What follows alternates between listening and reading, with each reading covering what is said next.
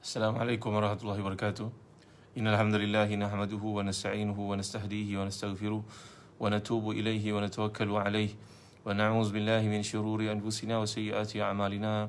Man yahdihillahu fala mudilla lahu wa man yudlil fala hadiya lahu. Allahumma salli wa sallim wa barik ala Muhammad wa ala ali Muhammad kama sallaita wa sallamta wa barakta ala Ibrahim wa ala ali Ibrahim fil alamin innaka Hamidum Majid. Amma ba'd. Muslim-muslimat yang hati dan dikasihi sekalian, Sentika, Tika, Zulkarnain Zul, Zam Khamis. Alhamdulillah, syukur pada Allah SWT pada pagi ini kita dah bertemukan dalam satu majlis ilmu yang mudah-mudahan menambahkan iman kita kepada Allah SWT.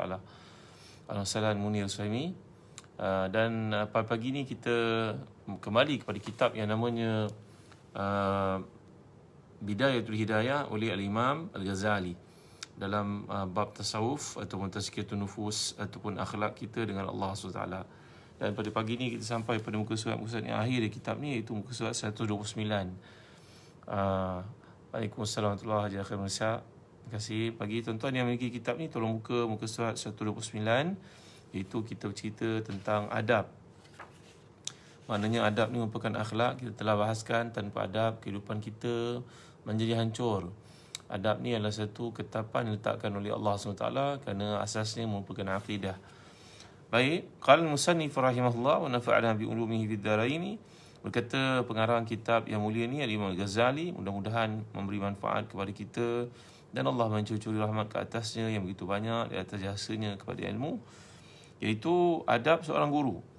Jika kamu seorang guru, maka adab-adab seorang guru yang perlu ada pada dirimu adalah yang pertama, sabar. Rasul Dr. Azia, Muhammad Azihi, Wazidah Hussein, alhamdulillah ya.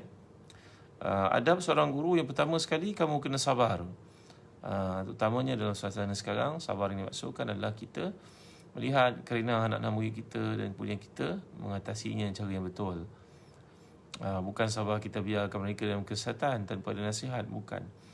Tapi suasana sekarang menagih daripada seorang guru lebih daripada keadaan satu masa yang lampau. Kemudian sentiasa berlemah lembut. Yang ketiga, duduk dengan penuh sopan dalam keadaan beradab dan menundukkan kepala. Yang keempat, tidak takabur terhadap semua orang kecuali kepada mereka yang zalim dengan tujuan menghapus kezalimannya. Kita dah belajar bahawa dalam Islam ni diajar untuk kita bersifat tawaduk kepada kebanyakan orang-orang Islam. Tawaduk ni berarti kita merendahkan diri kerana itu merupakan sifat orang beriman. Namun demikian, anda ada di kalangan yang hadir itu merupakan orang yang zalim, yang menunjukkan kelebihan-kelebihannya, maka kita hendaklah melakukan satu secara hikmah untuk menjadikan mereka ni tidak terlalu sombong di atas apa yang mereka miliki. Maklum dalam zaman sekarang ni tuan-tuan, orang semua menunjukkan keutamaan dirinya, kelebihan dirinya, maka seseorang guru perlu mahir dan perlu menguasai perkara tersebut seperti yang kita dapat tahu beberapa ketika sebelum ni. Itulah seorang yang tak bertanggungjawab menghina seorang guru yang cuba untuk bercakap dalam bahasa Inggeris. Memanglah tuan-tuan, itu bukan bahasa kita. Tak semua orang boleh tutur dengan baik. Mungkin slangnya, mungkin lahannya, mungkin intonationnya, pronunciationnya mungkin tak tepat. Tapi tak wajarlah untuk dihina, dipermain-mainkan. Maklumlah pada zaman sekarang anak murid ni dengan keterbukaan dunia maklumat yang ada, membolehkan mereka untuk akses kepada perkara-perkara yang kadang-kadang guru pun tak begitu mahir. Dengan robotiknya, dengan berbagai-bagai perkara zaman moden, tuan-tuan, maka seorang guru hendaklah mahir dalam ilmu pengajarannya, pengajiannya, supaya orang-orang zalim ini tidak menganiaya, tidak besar kepala terhadapnya, tuan-tuan. Baik, Yang kelima, mendahulukan sifat tawaduk dalam setiap perhimpunan orang ramai dan juga majlis. Yang keenam, tidak bergurau senda dan berjenaka yang melampau-lampau. Bergurau senda, berjenaka ni dia seperti garam dalam makanan dan lauk pauk yang kita hasilkan. Maka tentulah ia sekadar keperluan, bukan berlebihan. Kalaulah lawak jenaka itu terlalu banyak sehingga makanan tersebut akan jadi masin, maka tentulah tidak dimakan orang. Maka demikian juga kalau kuliah agama kita dipenuhi dengan lawak jenaka sepanjang-panjangnya, ilmunya tiada, maka lama-kelamaan dia akan jadi majlis gelak ketawa. Mungkin sesuai untuk dipanggil pelawak antarabangsa dan sebagainya. Maka hendaklah diawasi diri kita. Jangan terikut-ikut sangat dengan trend yang ada. Yang ketujuh, belas kasih terhadap murid dan berhati-hati dengan orang yang sombong. Jadi hendaklah seseorang guru itu mengambil sikap belas kasihan terhadap anak-anak muridnya. Mungkin anak muridnya latar belakang daripada kalangan orang susah yang tidak punya kehidupan yang baik. Tahap sosioekonominya berada pada tahap yang sangat serba kekurangan. Maka si guru perlu tahu sekurang-kurangnya. Kalau zaman sekarang ada akses kepada maklumat guru, anak murid tersebut, dengan buka pada talian tertentu di portal sekolah, mereka akan dapat mengetahui kedudukan, keadaan anak-anak murid tersebut. Maka naklah dibantu. Tuan-tuan, yang ke-8, memperbaiki prestasi orang yang bodoh dengan bimbingan yang baik. Jadi nahnu ma'asyiral anbiya umirna an nunzilna samanazilahum wa nukhatibahum ala qadri uqulihim, kata Nabi kita sallallahu alaihi wasallam. Kita ni para nabi, maknanya para pendakwah, para guru, dikehendaki supaya bercakap dengan manusia mengikut pada kemampuan dirinya. Ada anak murid yang berada pada tahap pengetahuan yang sangat rendah, maka hendaklah diperbaiki. Mungkin diasingkan kelasnya, mungkin diajar pada waktu yang beza. Tapi bukanlah berarti untuk dibangga-banggakan telah berjaya. Kebanyakan anak murid yang daripada hari ini mengikut kajian, mereka bukanlah orang yang BODOH, bukan. Cuma mereka ni leka kadang-kadang. Kerana zaman sekarang menyaksikan macam-macam perkara mudah untuk diakses, maka anak-anak kita ni lupa. Leka, lupa, alpa, cuai. Bukan dia tak faham maths tu. Dan akhirnya dalam hidup ini yang kita perlu dalam matematik itu hanya campur tolak, bahagi kali. Tak perlulah DYDX-nya, tak perlulah apa lagi, cosine-nya, tuan-tuan. Kan ada tuan-tuan pakai dalam kehidupan hari-hari, macam nak kira cosine-nya, macam nak kira teorem Pythagoras-nya. Ada cerita, tuan-tuan? Tak ada kan? Ya, pembelajaran kita pun kadang-kadang terlalu berat juga. Jadi kadang-kadang anak ni bukan dia tak minat, menandakan dia bodoh seperti yang Imam Ghazali kata kan ini, tapi kerana dia punya kecenderungan dalam bentuk yang lain. Kerana itu para ulama berkata, subhanalladzi yuwazzi'ul mawahib. Maha suci Allah yang membahagi-bahagikan skills, membahagi-bahagikan kecenderungan, membahagi-bahagikan kebijaksanaan, membahagi-bahagikan manusia ini mengikut pada apa yang dia maha mengetahui paling layak untuk anak itu. Kita jangan terkejut, tuan-tuan ya. Kita tak ambil berat pada anak murid tu, kita hina dia. Tiba-tiba sampai satu masa 15 tahun, 20 tahun kemudian, kita jumpa dia sudah jadi seorang taukih pembekal ikan terkemuka, contoh. Maka kita pun pada waktu itu merasa malu. Dulu kita mengabaikan dia dalam kelas, kita pilih kasih terhadap orang yang pandai, kita anggap dia bodoh. Jadi toki besar sekarang, tuan-tuan. Contoh, ini kerap berlaku. Saya kembali di Sabah beberapa waktu sebelum PKP dulu, dikatakan ada seorang anak yang tak mau belajar, bapanya dah meninggal. Mereka pun berhijrah daripada negara lain, datang ke Malaysia dapat kelayatan. Ayahnya meninggal dunia pada waktu dia masih kecil lagi, umur 7 tahun. Pergi sekolah. Di sekolah 3 bulan dia menangis. Ibunya berkata, Mat, agaknya namanya Mat begitulah. Mat, kalau kau menangis lagi macam ni, Mat, maka Mak tak larat nak tunggu kau, Mat. Apa kau pilih? Kau pilih nak belajar ke tak nak belajar? Tak nak belajar, Mak kena teruskan kehidupan, basuh pinggan mangkuk kat sekolah dan sebagainya, kat rumah orang. Kalau kau teruskan menangis lagi, Mak tak larat tunggu. Agaknya gitulah, Mak, dia kata. Akhirnya budak nama Mat ini berkata kepada ibunya tak nak pergi sekolah. Di sekolah cuma 3 bulan saja dia satu. Kemudian Muhammad pun memasuki kehidupan, universiti kehidupan. Kerja kat kelapa sawit, kerja kat tempat kat Sabah ni ada daerah perikanan yang luas, kerja sebagai nelayan, bantu nelayan. Akhirnya bila membesar-besar, nelayan pun kesian, ajak pergi ke laut. Akhirnya bila tak boleh pergi ke laut, niaga ikan. Sekarang Mat yang dikatakan tak sekolah ni, tuan-tuan, sudah memiliki lebih kurang 5-6 buah lori. Pekerja-pekerja dekat tempat sawitnya ada dekat 50 orang. Dan Mat ini juga menghantar mak dia pergi haji. Kalau tak, maknya tak rasa pergi haji. Membiayai kehidupan mak dia, adik-beradik yang di atas dia, dan bongsu ya.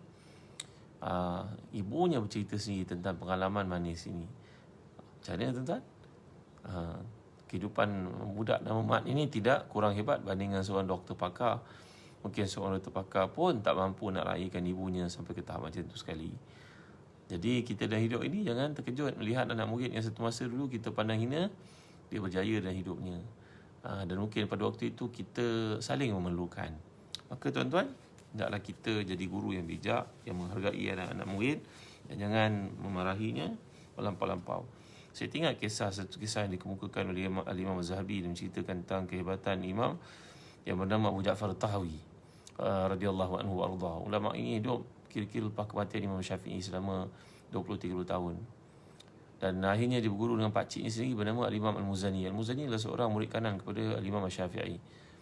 Satu hari dia belajar dengan pakciknya, dia melakukan banyak kesalahan baca dalam bahasa Arab. Kan bahasa Arab ni dari depan, atas ataupun bawah. Kalau kita kata Zahaba Muhammadun ila madrasatihi, kita tak boleh baca Zahaba Muhammadan ila madrasatuhu atau madrasatahu, kerana dia pada situasi jar majrur kat situ dan Muhammad menjadi fa'il. Zahaba Muhammadun, tak boleh Muhammadin, kerana Muhammadin hanyalah bila didahului oleh huruf jar. Allahu akbar, masya-Allah. Moga-moga tuan-tuan yang minat ada kesempatan untuk ikut kuliah bahasa Arab di Zahdan Travel lepas ni tuan-tuan, insya-Allah. Dah masuk bulan 3, kita akan mulakan bulan 3 insya-Allah. Terlambat nampaknya. Masih persiapan untuk diadakan. Okey tuan-tuan ya. Maka akhirnya budak kecil bernama Abu Ja'far At-Tahawi ni telah pun dihina dengan kau-kau oleh pakciknya. Kata, kau ini bodoh, kau ni jahil, kau ni sampai tua lah takkan dapat menguasai ilmu dengan baik. Kerana kesalahan kau buat ni, pakcik dia marah, makin hamun dia tuan-tuan. Akhirnya Abu Ja'far At-Tahawi pun rasa terhina yang amat sangat tangan pakciknya. Dia pun meninggalkan kuliah pakciknya dan pergi belajar dengan seorang ulama mazhab Hanafi yang bernama Abu Imran Al-Hanafi. Mulai hari itu, Abu Ja'far At-Tahawi, budak kecil ini, belajar bersungguh-sungguh dengan guru mazhab Hanafi itu, meninggalkan kelas mazhab Syafi'i. Ya, lebih 10 tahun kemudian dia muncul menjadi seorang jago besar mazhab Hanafi. Dan beliau berkata, kalau pakcik aku masih hidup pada masa ini, tentu dia kena membayar sumpah, kerana dia bersumpah mengatakan aku ni akan bodoh sampai ke hari kiamat. Dan Abu Ja'far At-Tahawi telah pun dalam bukunya seperti Mushkil Athar, Syarah Mushkil Athar, kitab-kitab yang kalau dibaca ini menandakan kefakihannya luar biasa dalam penguasaannya ilmu hadis, ilmu fiqih, yang akhirnya menampakkan bahawa apa yang difatwakan oleh Al-Imam Abu Hanifah lebih 100 tahun sebelum itu merupakan pendapat-pendapat yang bukannya direka-reka sendiri, tapi dia punya asas dalam hadis sebenarnya. Dialah yang telah menjalankan tanggungjawab besar dalam mazhab Hanafi sehingga menampakkan mazhab Hanafi itu berasaskan kepada hadis-hadis yang sahih, bahasan-bahasannya. Jadi tuan-tuan, kembali saya kepada cerita ni, bahawa lihat budak ni dihina, tapi semangatnya terbakar. Ia menjadi satu pembakar semangat untuknya maju, respon kepada penghinaan yang terimanya itu. Begitu juga Imam Sibawi. Imam Sibawi ini adalah seorang pakar nahwu yang asasnya merupakan seorang pakar fiqh, belajar hadis. Tapi kerana gurunya menegurnya, maka dia rasa terhina dan dia perbaiki dirinya sehingga jadi seorang pakar dalam bab nahwu. Orang Parsi tuan-tuan, orang Arab pun tak buat grammar mereka, tapi yang mengadakan grammar mereka adalah seorang pengkaji yang faqih hadis, namanya Al-Imam Sibawi, yang menulis sebuah buku bernama Al-Kitab. Satunya kalau kita baca Quran, Al-Kitab tunjuk pada Quran kan. Tapi kalau kita merujuk kepada disiplin ilmu, orang mengatakan Al-Kitab itu biasanya merujuk kepada kitab Imam merujuk kepada kitab Imam Sibawi. Sebab Al-Kitab, saya baca Al-Kitab untuk faham benda ni. Maknanya orang tahu Al-Kitab memanglah aghlabuz zan ia merupakan kitab Al-Imam Sibawi. Jadi ada kalanya anak-anak murid itu kuat untuk menghadapi celaan ataupun kemarahan gurunya, tapi ada kalanya mereka down tuan-tuan. Jadi kita kena bijaksana dalam menghukum anak-anak murid kita melakukan kesilapan. Jadi poin letakkan oleh Imam Ghazali pada bab ke-9, pada nombor 9, jangan memarahinya, kerana memarah itu boleh menghadkan potensi dirinya, membataskan. Dalam banyak keadaan kadang-kadang yang membantutkan anak itu daripada jalur yang cemerlang. Okey tuan-tuan ya. Sementara rupa kita berada pada pertengahan bulan Rajab. Lagi 14 hari kita akan masuk bulan Syaban. Tuan-tuan nak berpuasa tentunya, puasa seperti Nabi kita SAW. Mari dapatkan kurma Majul. Kurma Majul tengok kurma Majul dari Majul dari Zahdan Travel yang baru diimport sampai dari Palestin, Jordan. Kurma yang sangat enak ni, menyelerakan saya tuan-tuan. Saiznya besar, tengok saya buka untuk tuan-tuan. Dalamnya nampak ketemernya, nampak fatilnya, nampak nakirnya kan. dapatkan kurma di pada Zazan Travel. Hanya di Zazan Travel. Sangat fresh. Ya, dengan harga yang sangat baik. Dan kita sedang melakukan kempen Rejab sekarang. Tuan-tuan boleh rujuk pada nombor telefon yang tertera di bawah dengan WhatsApp. Dan gitu juga kita ada kurma ajwa yang disabdakan Nabi SAW, man tasabbaha bi sab'i tamaratin ajwatan lam yadurruhu sumun wala sihrun. Siapa yang dapatkan kurma ajwa dimakan 7 biji sehari, kata para ulama dimakan dengan angka ganjil. Kalau makan 7 sangat baik. Tak boleh start kecil-kecil, 3, 5, nanti boleh 7 insya-Allah. Ni kurma ajwa. Sangat menyederakan tuan. Kalau bandingkan dengan kurma mejol tadi, kurma mejol ni hampir 2 kali saiz besarnya. Mana tadi tengok. Ni nak banding dengan kurma ajwa. Ni kurma mejol dari Palestin, ni kurma ajwa dari Madinah. Fresh tu baru sampai, alhamdulillah. Dapatkan kurma ni. Hadiahkan untuk diri kita yang puasa, untuk ibu bapa kita, adik-adik kita. Berapa sangat nilai RM99 tuan-tuan untuk dapat 1 kilo, dan kita akan hadiahkan tuan buku. Baik tuan Terima kasih tuan kerana sokongan Zahazan Travel. Nanti kalau kita boleh travel, jangan lupa untuk travel bersama Zahazan Travel. Ke Mekah, ke Umrah, Haji, ke Baitul Maqdis, ke Palestin, ke Jordan, ke Mesir, ke negara-negara umat Islam, ke Spain insya-Allah. Kita akan mulakan trip selepas COVID ini insya-Allah, selepas dapat vaksin insya-Allah, ambil vaksin tuan tak susah nak travel. Para ulama sedunia telah mengatakan hukumnya adalah harus, bahkan ada yang mengatakan sebagai wajib untuk mengelakkan jangkitan penyakit. Baik tuan. Jadi kita sedang bincangkan tentang kitab Bidayatul Hidayah dalam bab tasawuf oleh Imam Al-Ghazali. Ya. Okey.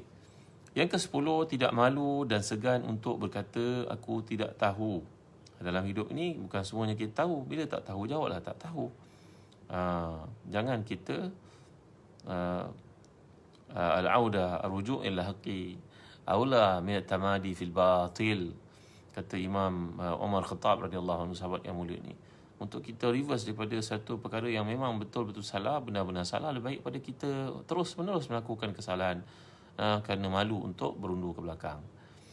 Ya, jadi pernah Imam Malik bin Anas didatangi oleh seorang murid dari jarak yang jauh, namanya Spain, datang dari Spain yang saya katakan tadi tuan-tuan. Datang dari Andalus. Orang datang jauh, beribu batu, merentas lautan. Selat Gibraltar. Maka bila sampai di Madinah, beliau telah ambil kesempatan untuk bertanya kepada Imam Malik soalan-soalannya. Imam Malik menjawab, aku tidak tahu. Dia bertanya, Imam Malik jawab lagi, aku tidak tahu. 3 kali Imam Malik mengatakan aku tidak tahu. Akhirnya dia berkata, apakah aku nak cakap nanti pada penduduk Andalus, Spain? Mereka bertanya kepada aku, mewakilkan aku untuk tanya kepadamu, wahai Tuan Guru. Jawapan Imam Malik, katakan kepada penduduk Andalus, aku Malik tidak tahu. Jadi dalam hidup ini, kalau kita tidak tahu, ia satu perkara yang mengundang diri kita untuk buat persiapan, untuk mengkaji, untuk membaca lebih mendalam, untuk lebih belajar. Maklumlah, tidak ada yang sempurna ilmu melainkan Rasulullah SAW sahaja. Kalangan para sahabat sendiri pun mereka tidak faham kadang-kadang ayat tertentu daripada Quran, seperti Umar Khattab radhiyallahu anhu yang bertanya tentang wa faqihata wa abba. Apa nak abba ni? Jadi ini adalah satu lumrah. Perkara dalam belajar ni memang ada benda kita tak tahu. Mana boleh kita tahu semua benda? Ya, orang yang mengatakan dia tahu semua benda tu tertipu. Bila kita mengatakan kita tahu, sebenarnya kita ini bercanggah daripada ayat yang mengatakan bagaimana Allah mengingatkan kita. Bila kita wala taqulu lima tasifu alsinatukum hadha litaftaru 'ala Allahi al-kazib, hadha halal wa hadha haram litaftaru 'ala Allahi al-kazib. Wala bagaimana Allah menjelaskan kat situ, jangan lidah kamu untuk mengatakan perkara yang halal ataupun haram. Wala taqulu lima tasifu alsinatukum hadha halalun wa hadha haram litaftaru 'ala Allahi al-kazib. Jangan kamu mandai-mandai mengatakan satu perkara itu kamu tahu sedangkan kamu tidak tahu. Besok di akhirat Allah akan tanya atas kapasiti apa kamu mengatakan ni halal ataupun haram. Maka hendaklah kita berjaga-jaga dalam bab ini, ya. Yang ke-11, mengalihkan perhatian kepada si penanya dan cuba memahami soalannya. Jadi bila anak murid tanya, beri perhatian kepadanya. Beri kepadanya pujian yang ala kadar, yang sesuai, yang munasabah, ya. Kemudian yang ke-12, boleh menerima hujah. hujah dikemukakan oleh anak muridnya diterima. Yang ke-13, mengikut yang benar dan selalu kembali berpegang dengannya ketika tersalah. Yang ke-14, melarang anak murid yang mempelajari ilmu yang boleh memudaratkannya. Beritahu kepada anak murid. Bil munasabah, saya nak cerita pada tuan-tuan, pada zaman sahabat-sahabat Nabi dahulu, antara beberapa orang Abdullah, ada nama Abdullah bin Amr, ada nama Abdullah bin Umar, ada nama Abdullah bin Mas'ud, ada nama Abdullah bin Abbas, ada ramai Abdullah, ibadullah. Itu sebab mereka dipanggil dengan nama bapa mereka untuk mengelakkan kekeliruan. Ada Ibnu Abbas, ada Ibnu Mas'ud, ada Ibnu Amr, ada mereka panggil dengan nama Ibnu Abbas, Ibnu Umar. Jadi Ibnu Mas'ud, mereka panggil Ibnu kerana nama mereka semua sama, Abdullah. Ketika seorang datang bertanya kepada Abdullah bin Umar satu permasalahan, maka Ibnu Umar menjawab, aku tidak aware perkara ni. Kalau kau nak tahu lebih lanjut tentangnya, kau tanyalah tu yang sedang duduk di sudut itu, di Masjid Nabawi itu, kau tanya dia. Nanti kalau kau dapat jawapan daripadanya, kau jumpa aku, beritahu apa jawapannya. Kerana aku tidak tahu bagaimana nak jawab soalan kau ni. Tawaduknya Abdullah bin Umar, anak Sayyidina Umar Khattab radhiyallahu anhu, yang disifatkan lelaki yang sangat saleh, berilmu, yang Nabi pernah mengatakan di ahli syurga itu, tuan-tuan. Tetapi bila sampai satu tahap dia tidak tahu, dengan rendah dirinya dia berkata, tanyalah orang itu, siapakah orang yang dimasukkan? Kalau dimasukkan Abdullah bin Abbas. Nanti bila dia dah jawab soalan kau datang kembali pada aku, beritahu apa jawapannya. Tapi perkara demikian amat sukar untuk berlaku pada zaman yang penuh fitnah ini, kerana semua orang nak mendakwa dirinya tahu. Akhirnya masyarakat pun rosak, tuan. Fa'aftau bighairi ilmin fadhallu wa adhallu. Ramai jadi kalangan ilmuwan yang jahil yang memfatwakan perkara-perkara pelik. Untuk mengatakan tuan-tuan, perkara-perkara bersifat kiamat, perkara-perkara bersifat fitnah akhir zaman, hadis-hadis ini sahih, tapi penjelasan tentangnya tak ada seorang pun yang boleh menguraikan, menetapkan tarikh, bercerita Ramadan ni nanti ada bunyi pekikan daripada langit, ada suara langit. Maka ini semua cerita-cerita palsu yang kalau kita berdamping dengan ahli ilmuwan yang benar, mereka akan beritahu kepada kita bahawa hadis ini tidak sahih, hadis ini tidak dijadikan hujah. Tapi ada kalangan yang mandai-mandai dan suka untuk menimbulkan suasana-suasana kontroversial kepada orang ramai, sehingga menyebabkan masyarakat yang kurang ilmu ini terpedaya, tergoda. Begitu juga jalan sesat yang kadang-kadang difatwakan di sesebuah negeri di Malaysia ini, bukan lagi mengikut kepada hari, tuan-tuan. Sekarang mengikut pada jam. Setiap jam itu ada lahir ajaran sesat. Beratus-ratus, beribu-ribu ajaran sesat lahir dalam setahun kadang-kadang. La ilaha illallah. Kadang yang pimpinannya seorang perempuan nak puja sesuatu, pergi ke pantai, mengatakan agama Melayu pula lebih awal daripada Islam. La ilaha illallah Muhammadur Rasulullah. Tengok kesesatan yang berlaku kerana seseorang guru yang sesat itu dibiarkan, diberi kepadanya sebaran percuma maklumat tentangnya, ditayang-tayangkan di sana sini, sehingga orang pun tengok siapa orang ni, dan dia mendapat promosi murahan. Kalau kita dapat benda begini, hentikan, tuan-tuan. Tak perlu cerita pada orang. Berhenti, stop. Tak payah kita sambung video dia pergi hantar kat orang, pergi konon-konon yang di bawah itu jaga-jaga ajaran ini. Tapi sebenarnya secara tak langsung ia merupakan promosi kepada orang jahil untuk ikut. Biasanya dalam ajaran sesat ni, tuan-tuan, ikut kajian dalam Jabatan Agama Islam di Selangor, ia terlahir daripada nombor satu sekali, kerana syahwat. Dia ada kaitan dengan syahwat. Untuk berkahwin lebih, untuk menganiaya orang perempuan, ambil kesempatan pada orang perempuan, konon nak doakan orang itu supaya hilang penyakit, dia melakukan perbuatan haram dengan perempuan tersebut. Ini selalu laku. Selalu laku. Yang kedua, orang terlibat ajaran sesat kerana nak mengutip duit orang ramai secara haram. Di mana-mana orang menyebarkan minta bantuan. Entah betul, entah tidak, bantuan yang itu sampai kepada orang yang perlu. Kita ada mekanisme, saya selalu cerita, negara yang maju, mereka ada sistem untuk pantau benda ini. Itulah kementerian, Baitul Mal, zakat. Memanglah mereka ada proses, bukan minta ini terus dapat. Nak kata birokrasi macam mana? Sebab ia amanah orang ramai. Kadang-kadang NGO yang menjalankan peranan pun kena bertanggungjawab. Jangan main bagi saja. Entah betul entah tidak orang itu, kemudian nak cari populariti. Ya, bila kita cakap begini, orang akan kata kita dengki dan sebagainya. Tidak. Tapi ia satu usaha untuk hisbah, counter check, counter balance, untuk mengelakkan berlakunya penipuan, penganiayaan dan juga mengambil kesempatan terhadap orang lain. Berapa banyak kes yang kita telah dengar orang minta bantuan, rupanya penipuan, tuan-tuan dimuliakan Allah sekalian. Dulu kalau tak ada musim PKP ni, orang-orang negara luar itu seperti Pakistan, India boleh datang senang-senangnya minta derma. dekat rumah kami tuan, sebuah surau dulu jadi mangsa. Bila datang minta derma kita tak layan, maka sembahyang tarawih itu menyaksikan semua tabung derma Ramadan itu habis dia angkutnya. Kan orang tak layan dia untuk bagi derma. Macam-macam tu tuan. Jadi kembali kepada asas yang kita bincangkan ni. Yang ke-15, menegah hanya daripada menginginkan selain daripada ridha Allah di sebalik tujuan untuk ilmu manfaat. Memang tak menafikan dengan untuk ilmu ni dia dapat pekerjaan, tapi jangan jadikan itu target utama. Dulu kami ketika belajar di Jordan, kebanyakan orang belajar bahasa Arab. Kerana dengan bahasa Arab ini boleh menguasai Quran, boleh menguasai syariah dengan baik, boleh faham hadis dengan baik. Tapi pada hari ini kebanyakan orang pergi ke Jordan untuk ambil muamalat. Kenapa muamalat ni? Nak jadi pegawai bank, nak jadi orang kaya itu, nak jadi orang kaya ini. Betulkan niat balik anak-anak kita datang belajar ni biarlah untuk cari ilmu Allah. Imam Ghazali berkata dalam satu bahagian kitab Ihya Ulumuddinnya, talabna al-ilma li ghairillah fa aba al-ilmu an yakuna illa lillah. Kami dulu menuntut ilmu kerana selain daripada Allah. Kami dapati ilmu itu tidak memberi manfaat apa-apa kepada kami. Kami dapati ilmu itu akan lari apabila kita menuntut kerana selain daripada Allah, kerana dunia contohnya. Jadilah orang berilmu kerana Allah, nak dekatkan diri kepada Allah. Dengannya kita dapat mencari kesenangan hidup. Jadikan ia matlamat sambilan. Tapi asasnya untuk kita faham Quran, faham hadis, jadi orang lebih baik. Gitu maksud Imam Ghazali.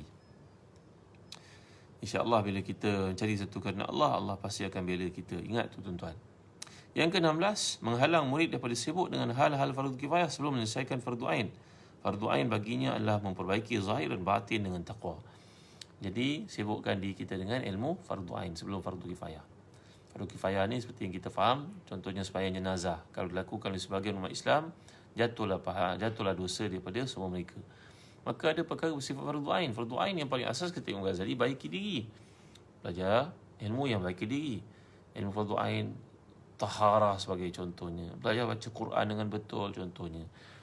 Kemudian ilmu fardu kifayah itu boleh dipelajari selepas menguasai fardu ain. Nak berniaga, nak buka syarikat contohnya. Nak jadi doktor, nak jadi orang berbekam, boleh bekam orang, boleh rawat orang perubatan, maka itu perkara fardu kifayah yang merupakan fardu ain untuk diri kita sendiri. Fardu ain, ain maknanya atas diri kita sendiri. Kita kena jawab kelak di depan Allah SWT. Yang ke-17, merawat diri terlebih dahulu dengan taqwa agar dapat anak murid contohi perbuatannya. Kemudian mengambil manfaat daripada ucapannya. Jadi dalam hidup ini kita kena betulkan niat kita terlebih dahulu sebagai guru. Jangan kita pergi ke kelas itu kerana tujuan-tujuan tertentu. Zaman sekarang lagi zaman fitnah tuan-tuan yang boleh Allah sekalian. Kadang pergi kelas kerana niat-niat yang lain. Niat nak jual buku, niat nak mengurat anak murid. Nauzubillah. Ada berlaku tu. Kadang yang mengurat tu anak murid perempuan, kadang anak murid lelaki pun ada juga. Maka niat dah tak betul seseorang guru. Nak pergi kelas tu kerana budak-budak di situ cantik-cantik, macam-macam yang bukan-bukan tuan-tuan ni boleh rasa. Kerana niat sudah pun terserong, niat sudah rosak.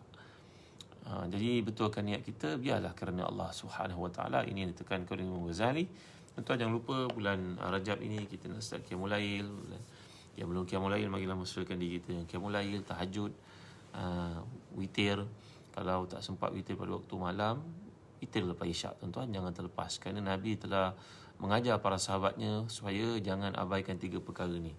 Puasa 3 hari dalam sebulan, sembahyang sunat duha walaupun 2 rakaat, dan yang ketiga sembahyang sunat witir setiap malam.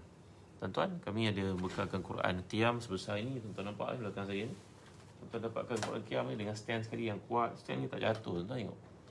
Tuan-tuan akan dapat hadiah 1 set Quran Ghufran. Tuan-tuan dapatkan pada Zan Travel Mushaf Qiyam ni, tuan-tuan dapat hadiah Quran ni, Quran yang berjuzuk.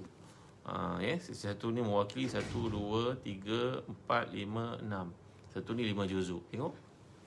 Ni juzuk ke-30 sebagai contohnya. Ada terjemahannya, kertasnya tidak silau, ada bahagian bawahnya asbabun nuzul. Ada subtopik, topik dengan subtopik. Ada hadis-hadis dan juga nota kaki disediakan.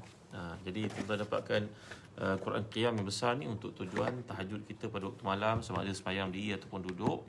Saya pernah tunjukkan kepada tuan-tuan ni, kalau kita tengah sembahyang duduk macam ni. Ni stand ni kuat, nampak tak boleh pusing-pusing. Boleh adjust kat sini untuk tinggikan. Kalau kita nak tinggikan, nak rendahkan, kat sini. Jadi tuan-tuan, ini saiznya. Nampak kalau kita sembahyang duduk, Allahu Akbar. Rukuknya baca ini kan, rukuk Allahu Akbar, Sami'allahu liman hamidah, Allahu Akbar.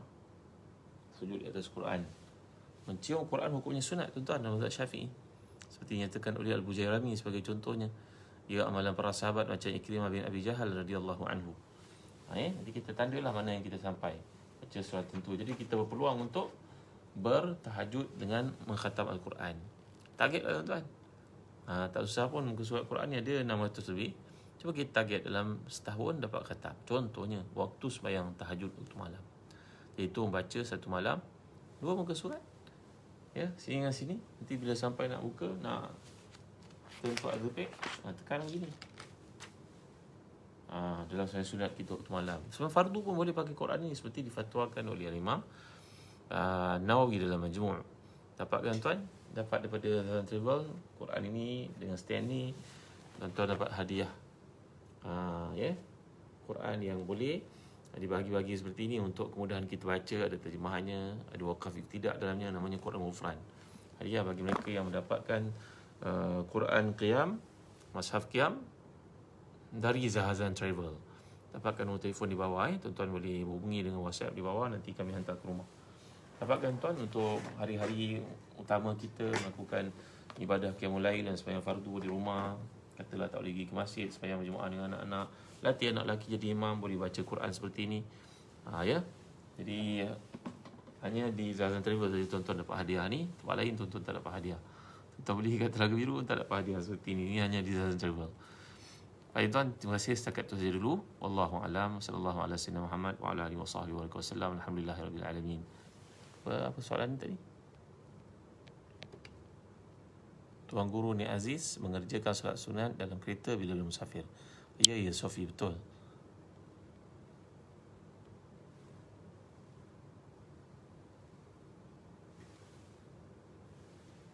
Baik, setakat ni saja dulu.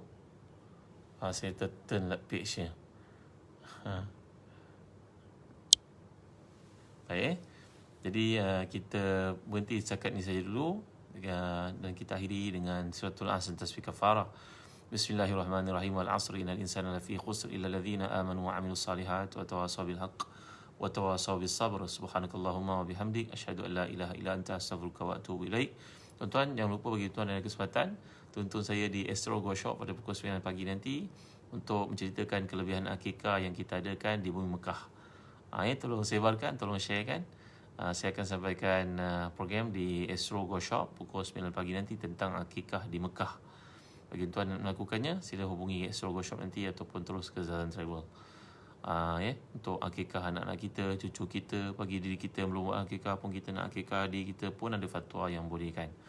Baik, setakat saja dulu. Wallahu a'lam. Sallallahu alaihi wasallam Muhammad wa ala alihi wasallam. Alhamdulillahirabbil alamin. Barakallahu fikum.